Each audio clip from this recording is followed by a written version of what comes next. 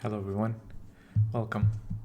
My name is Jaspir, and I help you heal, rise, and live more soul aligned. We've been away for past few weeks. I haven't posted. Life got really busy, but we're back online now. And today we're going to be talking about. We're going to start video one. There's a couple more after this. We're going to be talking about the 3 most feared houses in astrology. The fear has been created around the so-called Dustana houses, the bad houses. First, I just want to say they are only 3 out of the 12, so they only occupy 25%. And if there's no pain, there's no growth. Every human has to go through some type of transformation or pain to grow. So do not fear these houses like everyone has been taught. And in the second half of this video, I'm going to be talking about the remedies you can do to cure these houses. So if you ever have dasha or time periods when these 3 houses, what are they? 6th, 8th, and the 12th, they're going to be activated. You can just fly through them very easily. But who has to do the efforts? You do. The cure, stay around. It's going to be in the second half of the video. I have lots of notes on this 6th house, so I'm going to be referring back to my book, but I do want to say that the cures are not in gemstones. They're not in the remedies offered by different astrologers for X amount of money. Money does not fix these houses. It's you, your habits, your routines that will change the energy of these houses. The first house we're going to be looking at, the 6th house. And when does the 6th house get activated? Take a pen and paper, write it down. There's 4 different times. There could be more, but the ones that I wrote down, there's 4 different times when the 6th house gets activated and it gives you some type of a pain. What kind of pains are these? These are usually chronic illnesses that you see. Health issues that are inborn and they get pushed outwards. They're not incidents that happen in real life. For example, you're working and you get a cut on your hand and you need stitches. No, these chronic illnesses, they're inborn, like eczema. You're holding on to certain type of stagnant energy inside your body that your body's trying to push up. Your body swelling, the flare-ups, the migraines. I'll go through the whole list. But it's that stuck energy. So from time to time, when do you see this house being activated?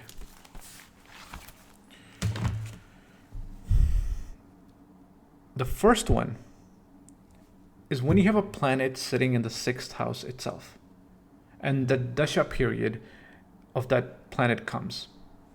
That's the most obvious one. For example, a lot of you who have been following me, let's say if your Ketu was sitting in the 6th house, it's going to give you the result of the 6th house.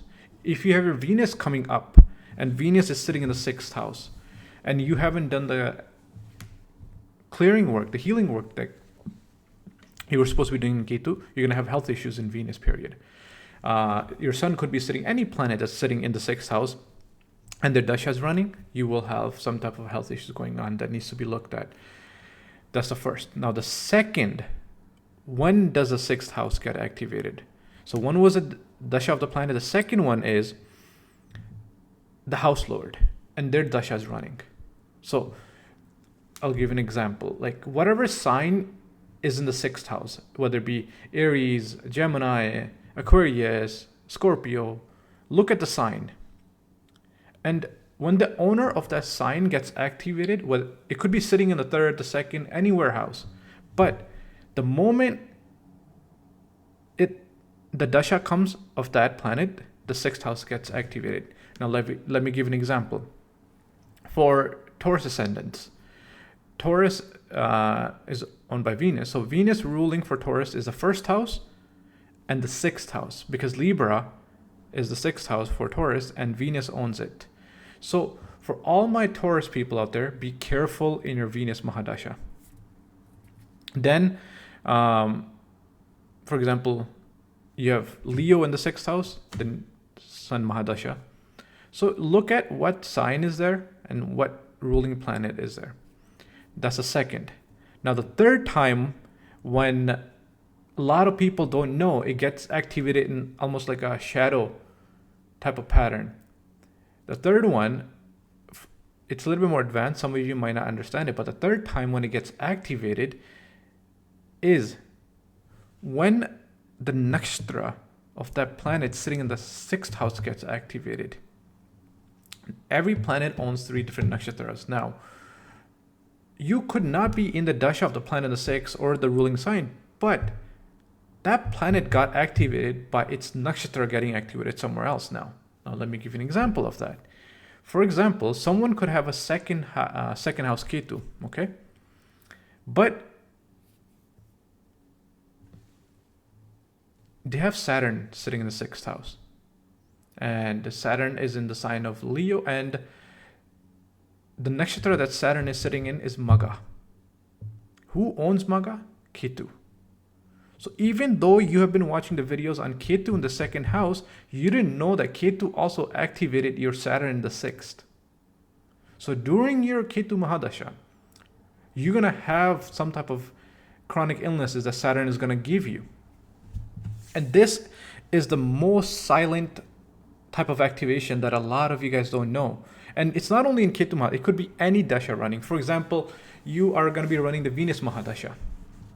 And in Venus Mahadasha, now you think life is all good, everything is going to be abundance, good health, prosperity, everything. Great. But let's do this Ketu example again. Now your Venus is sitting in 2nd house and you think you're going to have lots of money, good life, luxury. Great. But that Venus could be sitting in Leo in Magha. And your Ketu is sitting in the 6th house now. So you had a painful Ketu Mahadasha because Ketu was activated in the 6th, and now Venus comes around sitting in the nakshatra of Ketu. Ketu gets reactivated again in the 6th house. So this is the third one. It's a little bit more complicated, it's a little bit hidden, but you have to go and check in your chart what nakshatra are all the planets sitting in, and if the 6th house is going to be getting activated again or not. So that's the third way. Now the fourth way, it's very plain and simple. If you have a planet sitting across, if you have a planet sitting in the 12th house and their dasha is running, it throws energy on the 6th house. So your 6th house is automatically activated. It doesn't matter if you have Mercury in the 12th, you're going through Mercury dasha, you could be in Moon dasha in the 12th, you could be in Jupiter dasha in the 12th house, but that automatically triggers the opposite house as well. And these are the 4 ways when the 6th house gets activated. Now, a lot of the astrologers don't even know where this pain is coming from. They're just saying 2nd house issues, or this is being caused by this and this and this, but really it's the energies of the 6th house that are stored that are causing you health problems. And what kind of health problems do we typically see? And why do we see them? The 6th house is 2nd from the 5th. When I did my Ketu series, I explained this, but I'll explain again now. Any gift, any wealth, positive or negative, any qualities being carried over is seen from the 2nd house from that present house. So if 5th house is your past, right? The 2nd house that falls to the 5th house is a 6th. So this stuck energy inside you, it could be from last week, it could be from last year, it could be a decade ago, it could be many, many soul lifetimes ago that your soul has been carrying and you haven't done the clearing work on it yet. It's the energy of the past that is stuck inside you, and it's being pushed outward through chronic illness in different forms. Now you need to learn how to change that energy. And usually it's said the solution of the problem is always inside the problem itself, and which is very true. Before I jump onto the solutions, I just want to highlight what are some of the chronic illnesses that are seen. There's a whole list. I'll try to put in a PDF. And if you ever want a checklist to see if you are one of the ones facing and you want to cross check your health issues to this list, I'll send you for free. Just email me. And what are these health issues? The most common ones: migraines, eczema, for my sisters out there, hormonal imbalance that can lead to irregular periods. I think that it's called PCOD, diabetes, liver problems like fatty liver, gut issues, constipations, thyroid, obesity, insomnia is a big one, chronic back pain. This is the biggest one. And chronic back pain gets triggered from the 6th house, and it gets amplified if Saturn has to do anything with the 6th house, whether it be sitting in it, looking at, aspecting it, and controlling it by the side. And Saturn and Mars, if they're doing anything to the 6th house, you're going to have chronic back pains, hands down. And what are some of the psychological, spiritual type of issues seen from the 6th house? You're an overgiver, people pleaser. You don't know how to set the boundaries. You always want to be there for everybody else when you shouldn't be. You show up when you were not even asked to. Repressed anger is seen from the 6th house. And why do we end up with such energies? Let me take a moment of your time and tell you how energy really works. Each house, I'll do a different video on this. Each house is either a masculine house or a feminine house. Now, what are the masculine? The masculine houses in the chart, they give energy. They're the givers, okay? They're the doers of the astrology charts. What are they? They're the odd houses. The 1st house, the 3rd house, the 5th house, the 7th, the 9th, and the 11th. These are the action-oriented type of houses. This is where we give energy. Now, the receiving energy, the known as the feminine houses, the masculine, feminine energy, the yin and the yangs. So the feminine houses in the chart are the even numbers: 2, 4, 6, 8, 10, and 12. Without even knowing, you absorb energy of the others in these houses, especially if you have your moon in any of these houses. 99% of the time, the stagnant or the stuck energy inside you is not even yours. It's absorbed from the environment because you have your moon, let's say, in 2, 4, 6, 8, 10, 12. It's amplified when the moon is in the 4th, 8th, and the 12th. And this is why energy clearing is so important to keep your 6th house empty. What do I mean by that? Taking salt bath, aura cleansing, grounding breath work, and believe it or not, avoiding toxic environment is also good for your soul. Or being around negative people, draining people, right? And what else is born from the 6th house? Jealousy, guilt, shame. And in the 6th house, it's also the house of enemies. Enemies, who are they? They're your inner demons.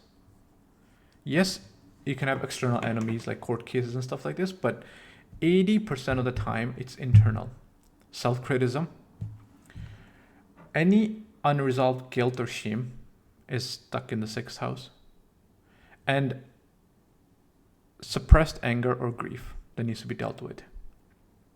So let's move on to the solutions. How you can release this energy that you have been holding on to and you have absorbed from few days, from few weeks, or lifetimes inside your body. That's giving you chronic illnesses, right? Any astrologer you go to that are business oriented, they try to sell you on gemstones, they try to sell you on different type of prayers. They don't give you solutions just based on your chart. I like dissecting charts, going in them and providing a solution from within your own chart. I don't need to make money from prayers. I just want to help you understand your chart so you know how to find the solution within the problem. The first tip that I want to give you is learn to say no. It's a very simple one, but it's the biggest one for sixth house. The biggest gift you can give yourself is set those boundaries. When the boundaries are not maintained, that's when the problems of the sixth house happen. People pleasing, okay? Boundaries, learn to spend wisely, otherwise you end up in debt. It's a very basic one. Now, let's get into the little bit bigger one. How do you heal chronic illnesses? Healing happens the 12th house, not the 12th house from your chart, the 12th house from the 6th house. Let's say if anything happens to my physical body, which is usually represented by the 1st house, if anything happens to my physical body, I get my finger cut. Where am I running to? I'm running to the hospital. I want to be hospitalized. I want to put a cast on it, whatever, and get my body fixed. So typically that's a 12th.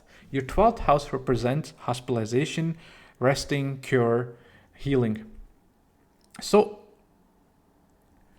now you want to do the surgery on the 6th house and help cure the illnesses in the 6th. You have to go 12 houses away from the 6th. And what house is that? That's the 5th house. You brought energy over from the 5th house, and yet the solution lies in the 5th house. Hence, going back to the point, the solution lies in the problem itself. So, it's kind of bizarre, but how does the 5th house hold the key to all your chronic illnesses? Over the next few weeks, I'm going to try to bring people on here that I've talked to during Ketu that have cured eczema and stuff in different ways. That if they can be open and share this story with you out there and show you how simple steps have helped them with these kind of chronic illnesses. And so let's make a small list of these simple cures and remedies that I'm giving you. And the first one I mentioned is learning how to say no to others and making yourself available day and night so they drain your energy. You don't want that. Protect your time, protect your energy. If you're an overgiver, just people are expecting you to be showing up for them, don't. Respect your time. Number 2, journal. Journaling holds so much power that you're just going to be like, what? It's not me speaking.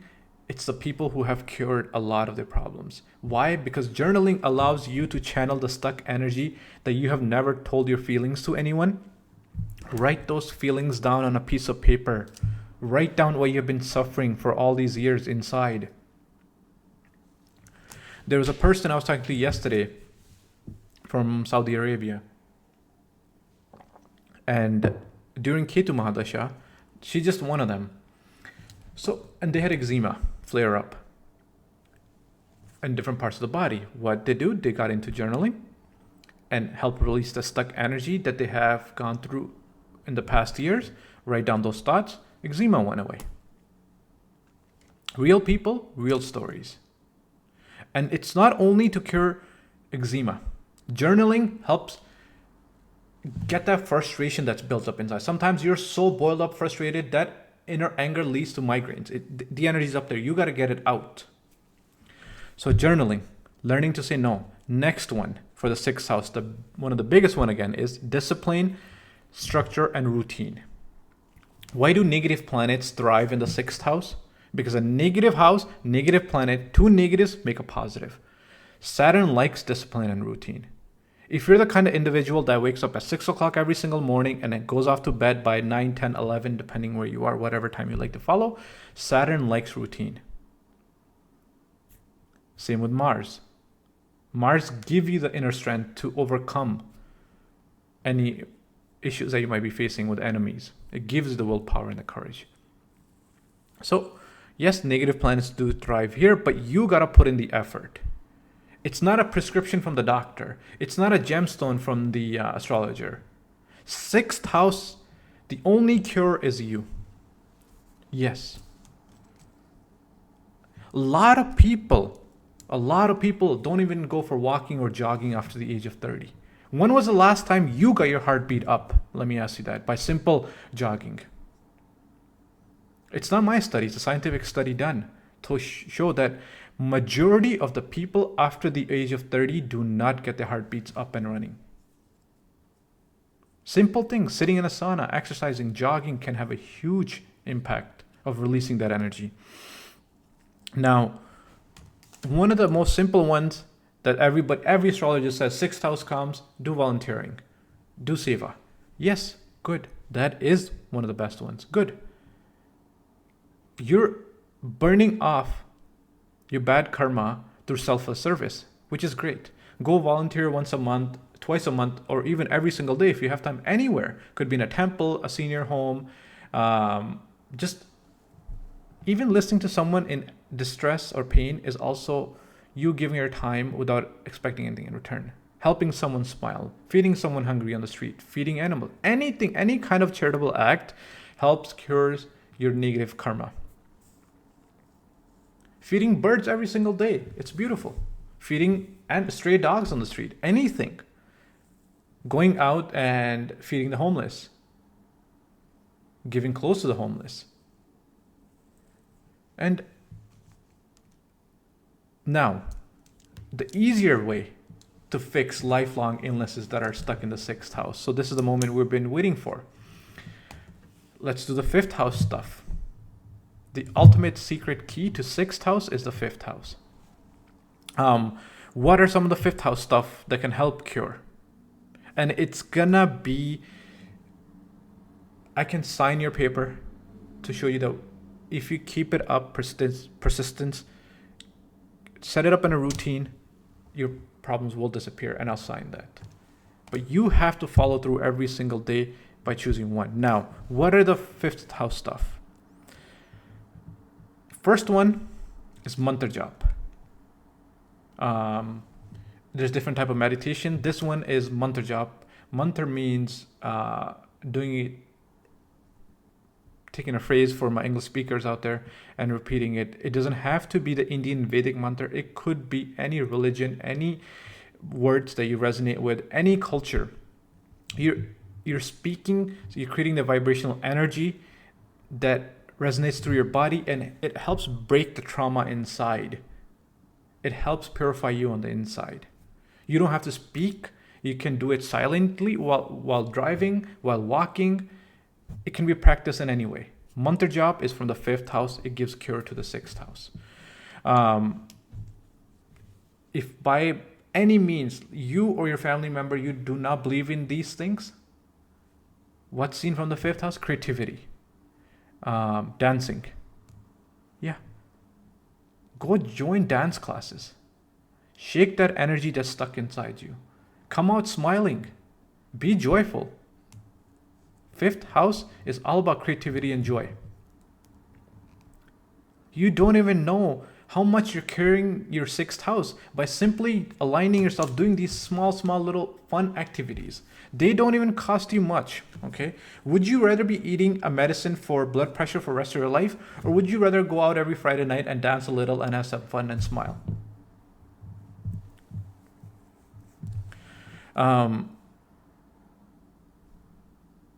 If you don't like writing, pick up a paintbrush, paint. You're channeling that energy through your body to come out. Write a poem. Anything creative with the fifth house. Next, the most cutest one that I like, the most simple one that some of us, depending on your cultural background, you probably grew up with grandmothers and grandfathers telling you bedtime stories. Even our parents used to do it. Reading bedtime stories to kid helps you purify your karma in the sixth house. Fifth house is children. When you're giving back to the children, to the next generation, you're improving your sixth house naturally. Tell me how emerald, ruby, or any of these type of gemstones can ever replace those beautiful bedtime stories. That's an evening practice. Now, if you want to volunteer, you have some knowledge to give back to the world, you have some kind of experience, teach the next generation. Teach the fifth house. Fifth house is kids. Be a mentor to the kids. Start up a free tutoring club on a weekend somewhere where you take kids from the local town, village, cities, anything, and you give 1 hour of your time. back to the community. You're uplifting beautiful souls. And guide them. When you live joyfully, you're shifting from scarcity to abundance. Abundance is 5th house. Scarcity is 6th house. So live, laugh, play a little. Don't take life so seriously. Your 6th house will improve. Those chronic illnesses, they will wash away. A lot of people say, yes, they have cured their 6th, like say chronic illnesses, depending on their diet they change. They go back to Ayurvedic diet. They go to herbal diets. Each plant holds a certain type of energy, positive energy that goes inside your body, and they help you cure. Diet change does help as well. So anything positive, uplifting you do can change these negative energy that you've been holding on to for years and years in the 6th house. Next video, we're going to talk about the 8th house, which is you witnessing traumatic events through your life, this life, past life. And 8th house is a little bit more intense. And how do you cure those? How do you deal with the trauma of your life? And I'll try to post that video this week as well. I'm going to be back online regularly now. So if you've stayed this long, and I hope you learned something new, if you want to discuss your chart and your chronic illness in detail, feel free to email me. And I would love to set up an appointment. I'll be back to my regular schedule now. Thank you for watching. And I hope you have a wonderful afternoon. I hope everyone's safe. So much love to you guys. Take care. Keep smiling. Dance a little. Thank you.